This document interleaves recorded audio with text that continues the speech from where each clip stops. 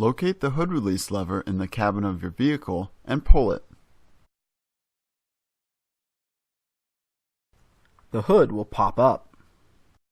Release the safety catch and raise the hood. Here's a closer look at the safety catch. Locate the bulb you intend to replace.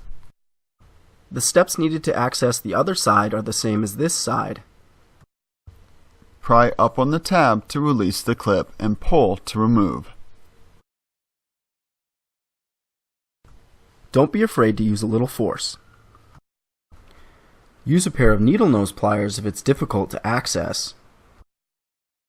Remove the bolt by turning it counterclockwise.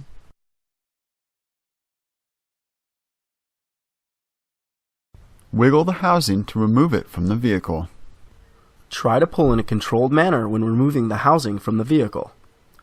Remove the bulb assembly by twisting the ring counterclockwise and pulling the assembly straight out.